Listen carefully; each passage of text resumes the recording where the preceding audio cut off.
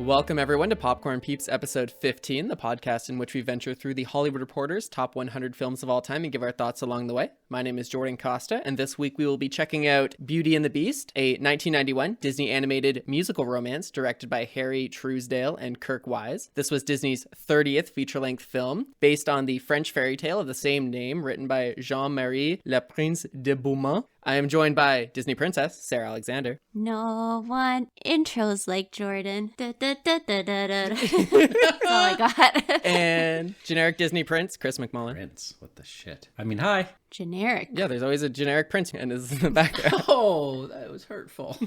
Jordan. It's okay, because we also have Talking Ottoman, Craig Moore. No one's handsome and charming and clever as Jordan. Oh, that was nice. Thank you. My first question to you folks is, did you enjoy Beauty and the Beast? Yes. Yes. You know what? Yeah. Damn, that's a curveball. I'm Whoa. Mark it in your calendars. Oh no, I was so ready to go into with like, she's a slave and women's rights and fuck you. She's actually one of the more competent Disney really princesses is. and has her own ethical code. She's not like, oh, I'm gonna sell my voice to a sea witch, or I'm gonna randomly prick and curse myself on this fucking spinning wheel. No.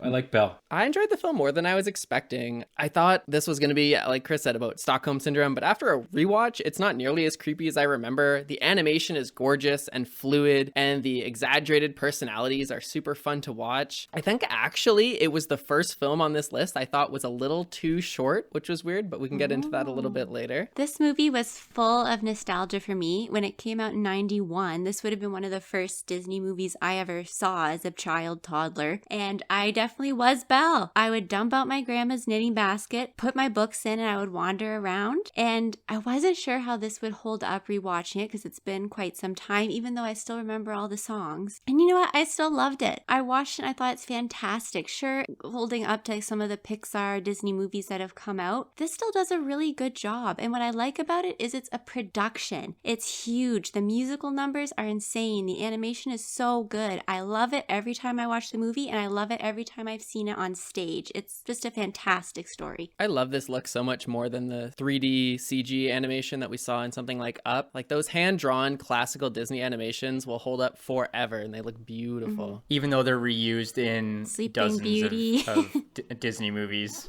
The dance animation, a couple of those keyframes, I've seen them before, but you know what? If it ain't broke, It's still good. It's so good. Cheat where you can. Yeah. Work smart, not hard, But right? there was some CGI in there. I don't know if I can remember like a big ballroom, that was amazing how that was done. but it didn't seem jarring compared to the flatness. Like It looked like garbage. it didn't look as good as the flat hand-drawn stuff at all.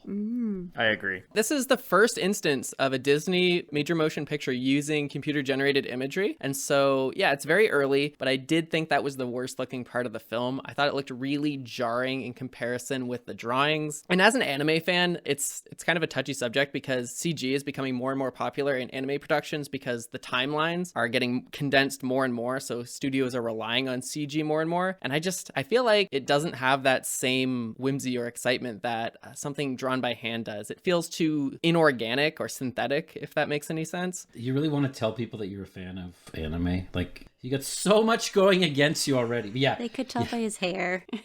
Did you think that there was anyone who heard this podcast who didn't already peg Jordan as an anime fan? Actually, All right, let's start with the first act of the film. Belle's dancing around in her small little French town. We're introduced to three of our characters. We got Belle, we got Gaston, we got Maurice. What did you think of the intro to the film and how Disney chose to utilize these three characters? loved it. I like that Belle is a rocket despite her dad, but she's also intelligent and she's in her own world. She's not waiting around to get married. She has a dream, she has drive, and that's what she's working towards. And Gaston was my first Disney crush. I'm not gonna lie. It's probably set my standard for men from here on out. Okay, wait. Flashing back to the Rocky episode, Sarah had some choice words to say about Rocky, and I think Gaston might be I don't know what it even was. worse sexual predator. I would make my grandpa pretend to be Gaston, not the Beast. Was your grandpa a Giga Chad? Here's a hot take. Gaston is the beast. Oh, I like that. Very cool. Very Insightful, cool. Craig. Who is the real Beast? Yeah. Interesting. I'm telling you. I just like that Belle knew her worth. She knew her value. She wasn't waiting around like those triplets just to get on Gaston's arm. And that's why Gaston Yeah. wanted her. You want what you can't Just have. because he couldn't have her. Since you brought up the triplets, I did not remember this much boobs. There were boobs, there were guns, there was alcoholism. People died in this film. Yeah, I'd like hit this that. was hardcore. You don't get this with modern children's films. This is your daddy's Disney story. I like Belle because she stands by her morals. Sarah said she has her own moral code. She has a head on her shoulders, which is pretty rare for most of these Disney princesses, except for Mulan. Mulan's a shit. But I did think it was weird that she was constantly referred to as the beauty throughout the entirety of the film, despite the fact that she goes above and beyond to prove she is more than just a pretty face. I think that actually hurt her a little bit, and I think it would have been a little bit better of a story if the emphasis on her beauty diminished as the story went on, but they were just laying right into it. And even at the end, the ballroom scene, they're singing about Beauty and the Beast and whatnot. I thought that was a bit of a missed opportunity, but all in all, I did really enjoy it. Maybe she's beauty because she's not just physically attractive. Maybe she's beautiful inside and outside. No, you did a good job with Gaston. Now you're just beating A nice person. One insightful comment. Don't talk about Belle like that. She's not a dead horse. The moment I was sold on Belle is when she gave up her freedom for her father's. I thought that was a really heartwarming moment, and the moment where I really connected with Belle and was on board for her journey. The moment I connected with Belle was when she went to the bookstore, and I was like, that's my kind of girl. The dungeon is where I connected with her. There's a naughty joke there, but I'm just going to assume you meant what I meant. Oh, I 100% did. Do you guys know who Tyler 1 is? He's the brother of Tyler Oh 2. my god. Gaston is literally the Disney incarnation of Tyler 1. He's so unlikable, but that doesn't change the fact that you're always interested to see what stupid, awful, terrible thing he does next. Mostly to his poor, innocent little sidekick. That guy got such... Does he have a name? Le Fou? Does that just mean the... Which translates Le to the Fou. crazy, right? The Fool, yeah. I thought Maurice was interesting. He was neat. He was kind of quirky. He served as the backbone for Belle's intellectualism, where she would have got it from. He's always tinkering and experimenting, finding new ways to do things. But at the end of the day, he seemed like a bit of a plot device, which was fine. I mean, he got the plot rolling. He got himself lost in the woods and got this whole journey on the way. Question. If there is a village so close to a giant castle housing a 10-foot tall wolf man, how is everyone just learning about this after they get the magic mirror? There was an enchantress that enchanted the prince and everyone in the castle. It's reasonable to suspect that she enchanted the castle as well, so that people would forget about it and not go seek him. But everyone who looks for the castle finds the castle, even by accident. It's not hidden well. Yeah, it is. It's hidden in the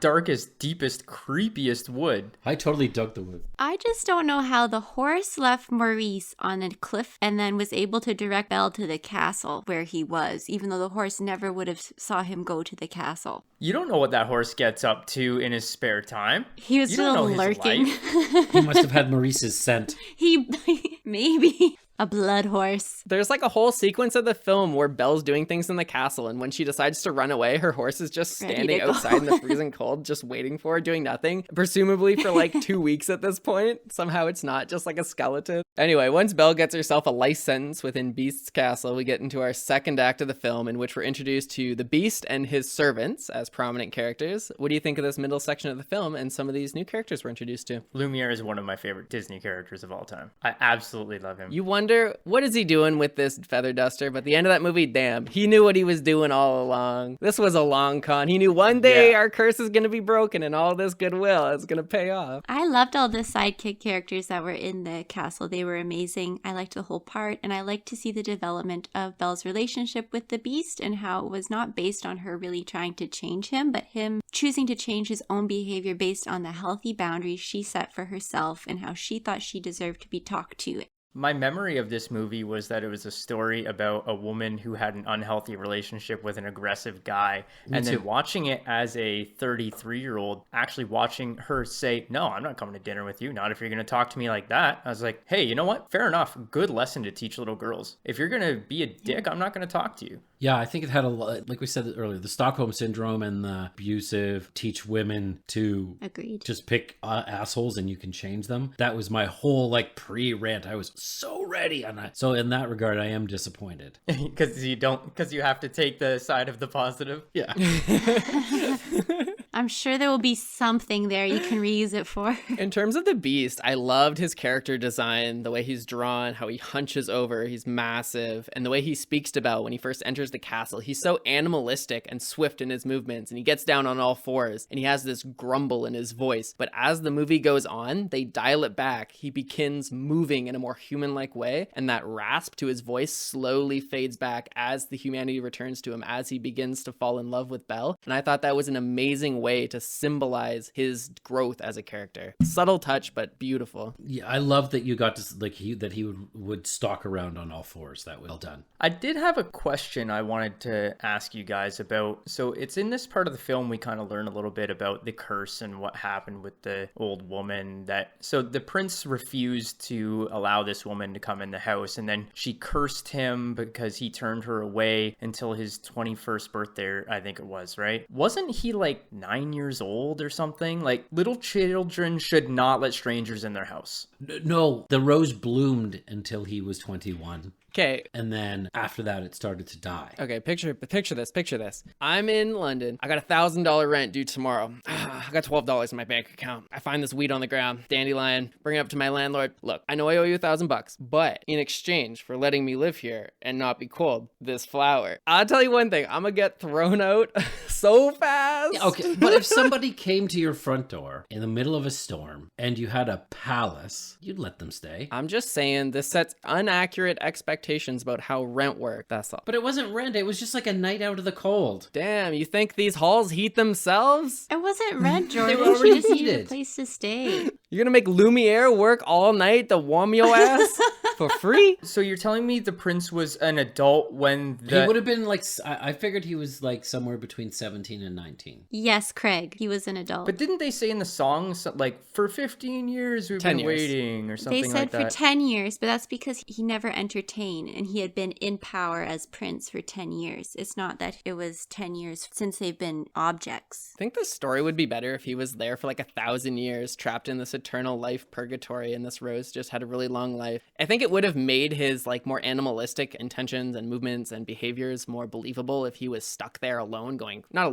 stir crazy with his state. 2 years and he forgets how to use a fork. Yeah, I it don't seems a know. little sus. I don't know. It's been COVID for just over a year, and I'm feeling pretty stir crazy myself, so I kind of believe it. In terms of the servants, there's this popular YouTube video ranking the waifus within the Kingdom Hearts 2 universe. Kingdom Hearts is a video game that combines Disney characters and Final Fantasy characters, and so on this list, both the wardrobe and Miss Potts are ranked as to their suitability as a spouse. I was rewatching it, and I couldn't stop thinking about this video the entire time, and when I went and rewatched the video afterwards, the guy's just talking about how you could get with Miss Potts, and it would be great, but you'd always have to worry about her baggage, that is her son Chip. And I'm just thinking, what is wrong with people? Doesn't she have a bunch of kids? So I wanted to ask about this. That's what I didn't get either. Why are all those other little teacups locked in the china cabinet all the time, but Chip's allowed to run around wild? And he's broken. I did give a little thought to this. What I think it is that the actual people were turned into household stuff, and the household stuff became animated. So when the spell, that makes sense. So when the spell was broken, Mrs. Potts went back to being a woman, but there was still all the regular china that matched what she looked like. Interesting. So does this bring on a moral conundrum of whether breaking the curse was the right or wrong thing to do? You just killed a bazillion inanimate forks. Because these were sentient beings that have since been killed because Belle broke the curse. No, you're thinking into it too much. Don't worry about it. This took a turn. I actually thought they were all servants and there were just thousands of people living in this house, but that makes way more sense. I thought that too. I was like, how just out of beer steins alone, you have enough servants. Yeah. That makes sense, Chris. Oh, That's you're my theory. And you know what? I'm kind of getting on Craig's idea that this Of course. the spell murdered hundreds of sentient beings. By flipping this switch on the trolley, you could kill 18 sentient teacups, but if you don't switch it, humans will be cursed to be teacups forever. We're not getting into this debate. You brought this up earlier, Craig, but I do think the interactions between Lumiere and Cogsworth were great. I thought the two bounced off of each other really well, and that was a nice, lighter element of the film to balance off how aggressive beasts could be. I actually read in the original fairy tale, the house was empty and there were no servants and there was no guest Gaston, but this was actually added in an earlier adaptation prior to Disney, a French production that added a character like Gaston and added the servants to give it a more lighthearted feel so it wasn't so dark and gloomy. And I thought that was a great change, at least for this story. It was good to adopt that. Agreed. Yeah, well, especially due to the target audience being Yes. children, it wouldn't have been that enjoyable for children without the colors and the songs and the crazy characters singing about, dinner and stuff if it was just the beast stomping back and forth waiting for Belle to fall in love with him. This is actually the one section of the film, too, I thought wasn't quite long enough. I thought it needed a little bit more runtime, maybe 20 to 25 minutes, so you could flesh out the relationship building process for Belle and the Beast. I think it's really close to being good enough, but it feels a little bit too jarring towards the end of it. So if you could throw in a couple more segments where they're interacting with each other, building that trust, building that relationship, I think the film would be a little bit stronger here. I felt like the bit with Gaston getting the whole city riled up against Belle's father went really quick. This was, I think, our shortest movie. You got to keep those little whippersnappers in line. Exactly. You have to keep the pace going or else kids' attention is just gone, right? Any parent will tell you, and I'm not a parent. I want to circle back to the romance, though. Was so much better than the romance in Braveheart. You know what, Chris? I have had it up to here with you talking crap Oh about my the God, romance it in keeps Braveheart. coming And back. I have never heard something that I'm so irritated by that I totally agree with. I did not see it going that way. That's amazing. This was a beautiful romance story. Craig's been known to change his mind from time to time. He can be persuaded. Me too. You kept to not have a garbage argument. That's all. Fair. Anyways, this ends the second act. Beast grants Belle her freedom instead of confessing his love, which I think is definitely the most heartwarming moment of the film. That's when I thought it hit the hardest. And we transition into our third act, Gaston getting the townsfolk pissed off and bringing them to the Beast to initiate the final battle. How do you guys feel about this conclusion? Man, it was way crazy for a Disney movie. It was violent for a Disney movie. Gaston digs a dagger right into Beast's side, and I'm pretty sure there's blood. Yeah. I thought it was intense. I really enjoyed it. Really love that Gaston wants the Beast to fight back because this is the biggest challenge, the biggest kill he'll ever get in his entire life. And he feels almost like he needs to rile the Beast up so he can get a real challenge. And I thought that was great character building for Gaston. Maybe not character building, but maybe it was really well done in character for Gaston. And I love that Beast just doesn't care. He's given up, but it's when he sees Belle again that he rises up and we get this fantastic battle on the rooftop. One of my notes is people learn the beast exists. Instantly, he'll kill us, must kill him. That's like, that's what that 100% accurate. Absolutely. I don't know what it is. We better go kill it. And I loved emo Beast just moping in the castle. Yep. That was great. Agreed. Just throwing a little My Chemical Yeah, Romance, yeah. add that into the OST, put it in the background.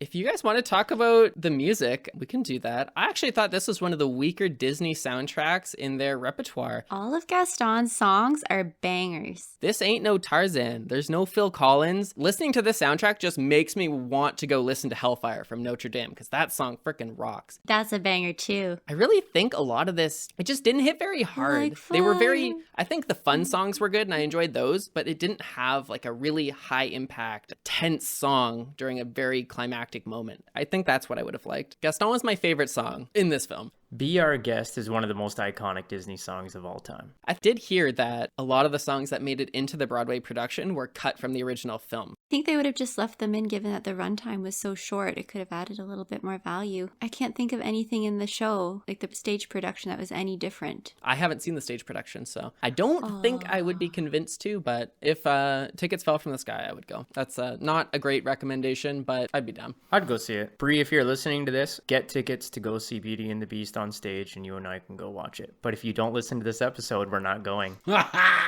Well done. Does anyone's partner listen to the podcast? Bree says she does, so I guess we'll find out. We'll see. Is there anything you want to talk about that we haven't addressed so far? Either moments you really liked or moments you really didn't like? I think we talked a lot about the film's strengths maybe, but not much about its weaknesses if you wanted to bring something up. I did want to back up one of the things I said earlier with a little bit of evidence that Belle isn't just beautiful on the outside. It is my opinion that the moment that Beast falls in love with her is the moment he sees how excited she gets about the library. And he sees the person person she is beneath the surface. And that's when he falls in love with her. It's not just because she's pretty, it's because she's a beautiful person who gets excited and is interested in things and has her own ideas of what she wants to do. And that's when he's interested in her and starts falling in love with her. So a lot of Disney movies, they get a bad rap for giving young girls unrealistic expectations of men. Belle gave me an unrealistic expectation of women. This was the girl that I grew up, I gotta find me a Belle. And then I did, which was great. Oh, you're so cute, Craig. I just wanted to point out some of the genuinely creepy, scary stuff that was really good. So the whole West Wing, that was awesome. That was my favorite part. I feel like now